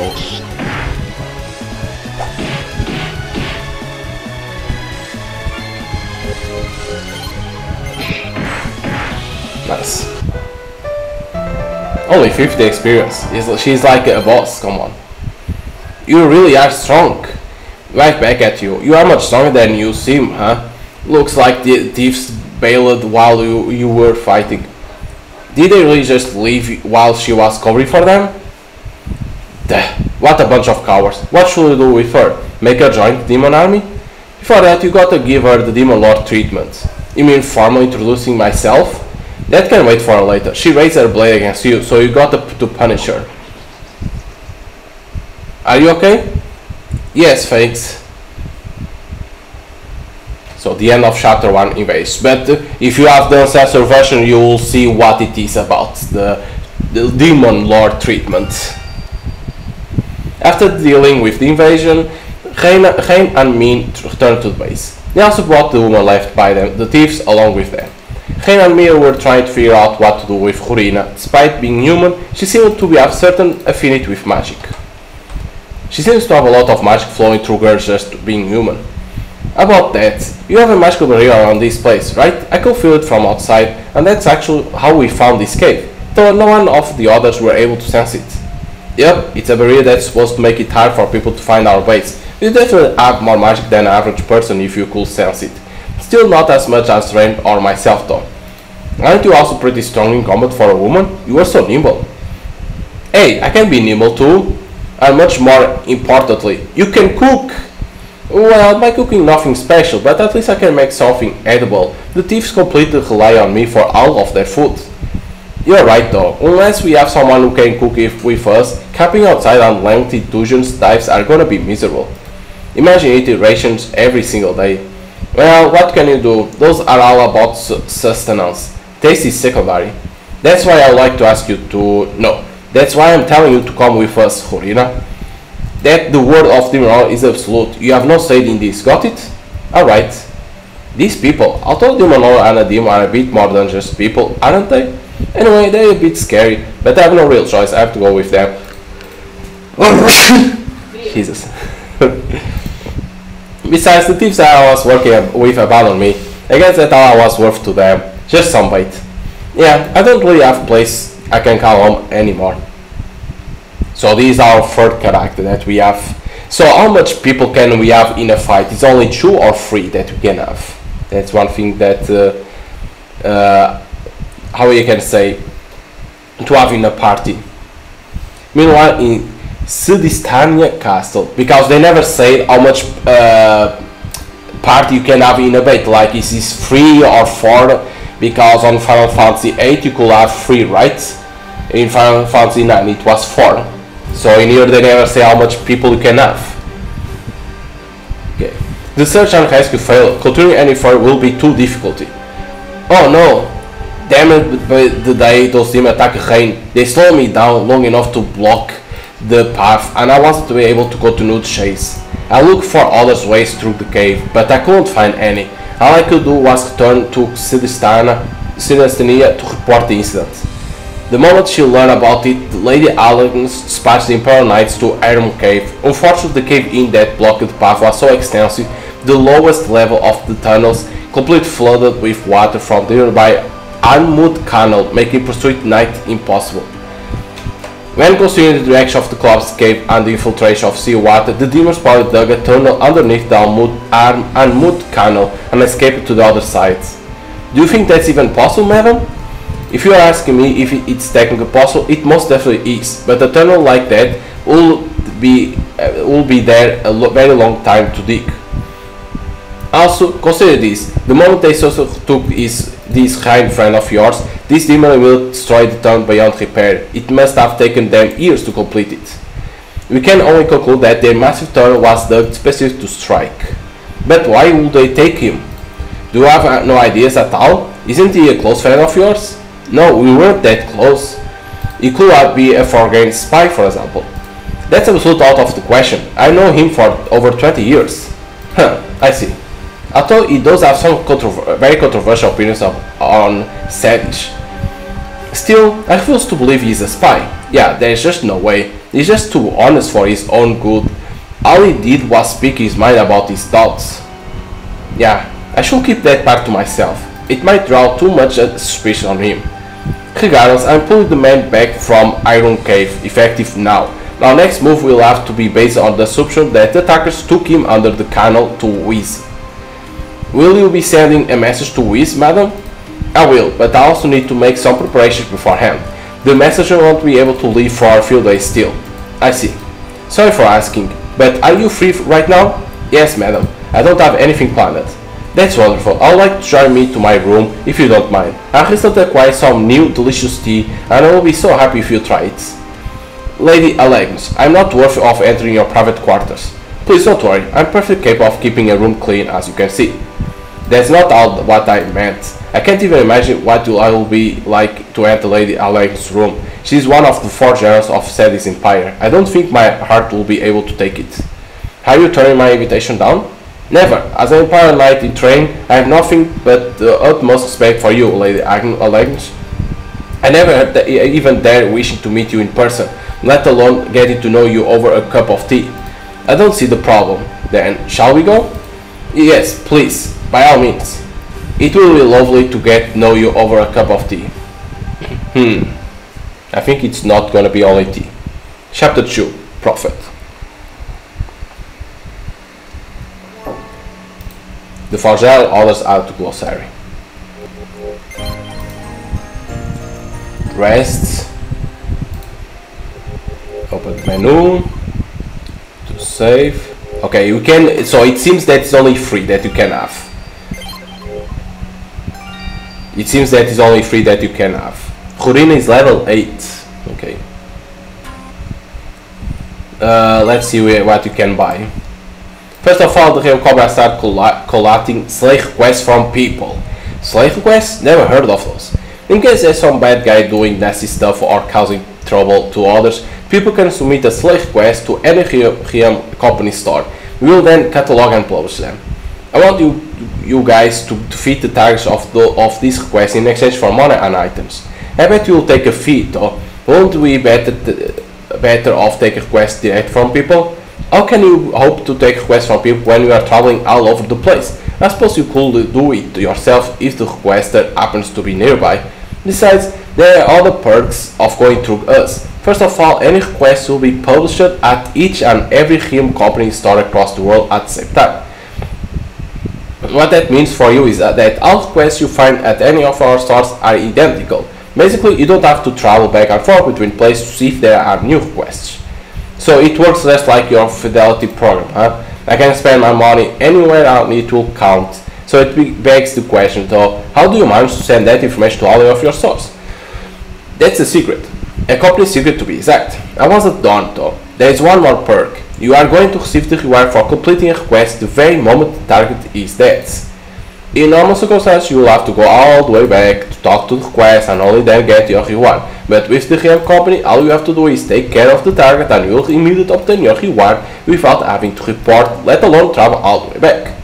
That sounds extremely convenient, but how does it work? How does your company know that the target is dead? And how is that are you going to get the reward to us when we are out and about? I'm afraid that's also a company secret. Think of it as a mysterious secret technique of ours. Sounds like you and your company could conquer the world if you put your mind to it. I'll take that as a compliment. You will automatically accept all new slave requests available simply by entering the store. So when you enter the store, boom, request accepted. More and more will unlock as you progress through the story, but you can pick them all up anywhere regardless. Furthermore, this never expires. There are no slave quests that will become unavailable as you progress through the story. You can go ahead and tackle them anytime you like. So that's a good thing too. You also instantly get the rewards for social quests the moment you take the target down. You can see all the slash quests you accept as well as those you complete from your menu at any time by opening the encyclopedia. So everything is in the encyclopedia, the slash quests. One more thing, you have spent our current stock, new weapons and armor are available. That's good to know, thanks. We got some gold now, so it may be time to buy something. Now that I think about it, we haven't gone over equipped and stuff yet. Whoa, how long have you been here? Alright, it's finally time to talk about the equipment. It's a long one, so feel free to space out and skip around. There are 4 equip types: weapon, shields, armor and accessories. Some of these require the character to have enough equipped rank for that type, we already know that, while others can be used by everyone regardless of rank. There are also pieces of equipment exclusive to a single character. Some equipment that has a specific rank detail is in the description. Take for example a rank C sword. This means that the character can use this sword only if they have rank C sword passive or higher. Having the rank C sword passive will allow a character to keep all D and C rank swords, but not any swords ranked B or higher. Though in true, rank D weapons can be used by everyone as has no passive associated to it. The only problem with giving everyone the same type of weapon like swords is that not all characters have that category in their skill tree, meaning that not everyone can learn sword skills. All weapons and shields have a rank grading. Some armors are considered common gear and can be equipped by everyone, while others also have a rank system akin to weapons. The weapon equipment determines what skill a character can use in combat, which is why they have separate skill trees categories that not everyone can access, even if they all can equip are rank D weapons. Defensive gear doesn't have such distinction and is bundled together in the same. All accessories are strictly common gear that are available for everyone to equip as they please. We are now going to give you a rundown of all equipment types available, starting with weapons. There are 5 broad categories: swords, daggers, gloves, canes and bows. That we saw that Rurina is with bow. Swords can be one-handed, two-handed, and their normal attacks deal slash damage. One-handed swords have relatively lower attack and are cheap, but allow you to equip a shield as well. Two-handed swords have higher attack and crit chance, but they are expensive, and your swords have a variety of damaging skills with both single target and group target. Support skills draw enemy aggro and make the character personally cover for allies when they are attacked. It's very helpful to keep squishy allies alive. Daggers can be single or dual wield, and their normal attacks deal slash damage. Single daggers have average cost and attack, but leave you with a free arm to equip a shield. They also give your agility boost, which means attacking more often than the enemy. Dual wield daggers are pairs of blades, one held in each hand, make their normal attack hit twice. Since you are spreading your strength across 2 attacks, you will deal less damage if only one of 2 hits the enemy. Also, dual daggers are particularly ill-suited against enemies with high defense. On the contrary, they shine against enemies with low defense, resulting in increased damage compared to single daggers. Furthermore, dual daggers accrue TP at a faster rate. Last but not least, dual daggers increase agility more than single daggers. They have the same drawback as two-handed sword though. You can't equip a shield when you already have a dagger in each hand. Generally speaking, weapons requiring 2 hands are geared more toward attacking. Lastly, double hits for dual daggers only apply to their normal attacks. This unique trait doesn't apply to any of the skills, which always behave as described regardless. Dagger attack skills can strike single enemies as well as multiple enemies at a time. There are also stat effect skills that can greatly help allies in battle. Daggers also get plenty of support skills to increase the item drop rate of defeated enemies. Gloves are either normal gloves or claws. The former dealt blunt damage, the later slash damage. They both occupy both hands, so no shields can be never equipped with gloves. Conversely, they all attack twice, sharing the peculiarity with dual daggers. Normal gloves have average damage and cost, and they increase agility more than claws. Claws focus on attack, power, and crit rate more than normal gloves, but are more expensive. They also increase agility, but don't give as much of a boost as normal gloves. Glove skills target single enemies as well as the entire enemy lineup. These are power skills based on physical attack power, and especially valuable when you end up targeting all enemies. Glove support skills are self-buffs and self-recovery, so they are not geared towards supporting the party. Canes can be either staves, which increase magic attack, or mace, which focus on attack instead. Both types deal blunt damage when used to attack.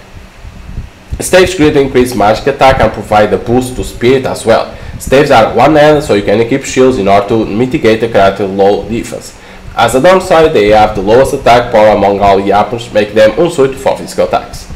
Mace, on the other hand, works similar to two-handed swords and grant both larger physical attack damage and an increased critical rate.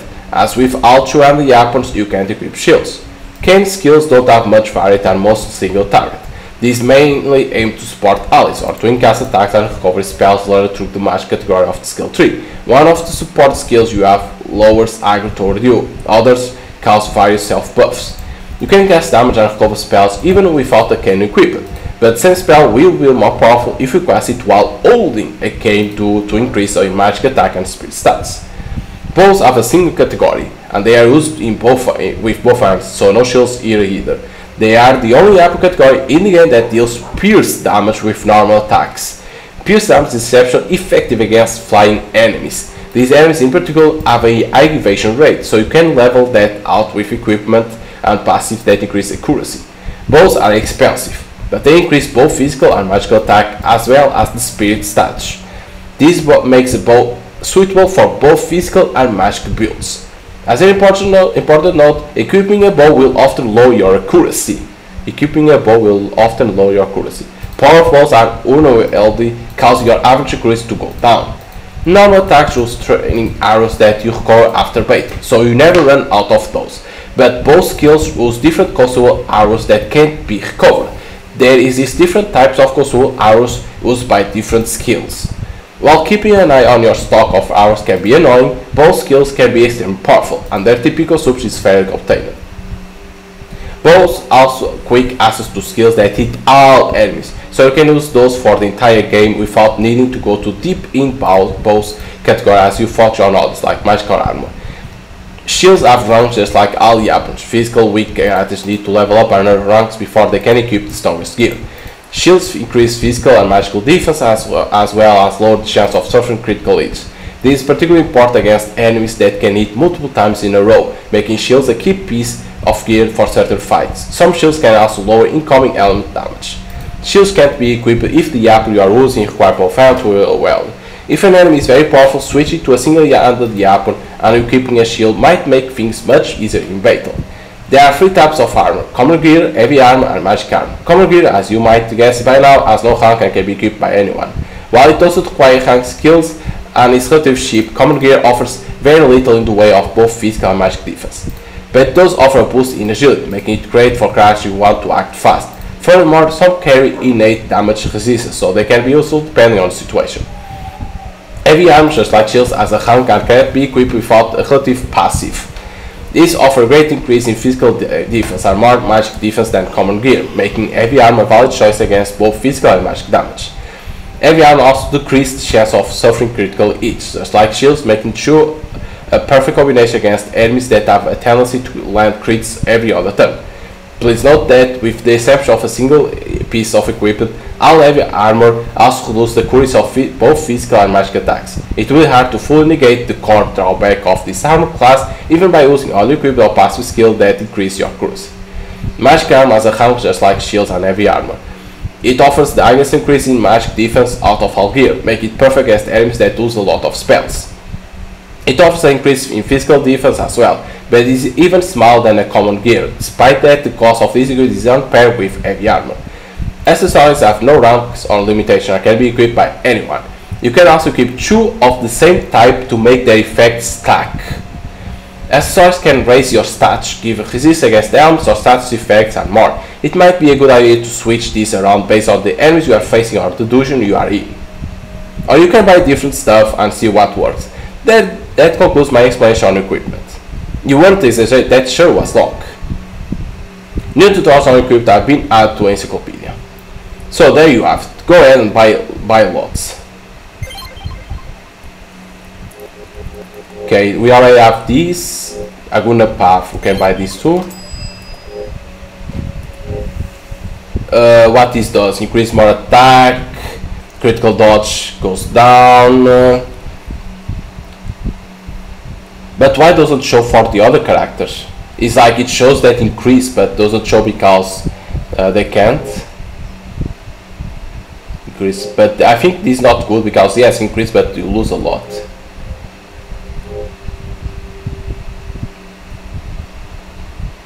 Iron claws, but yeah, but only shows for my character. Why doesn't show for the others?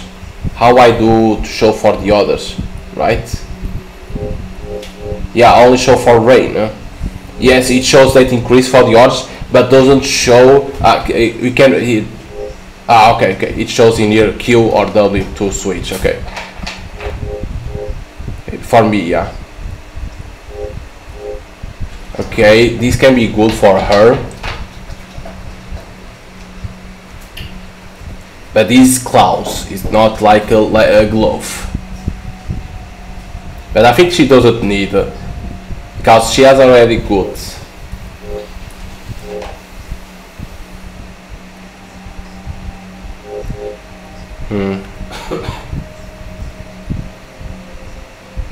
The agility goes down a little bit, the accuracy goes down, willpower, wooden hammer, which increase a lot.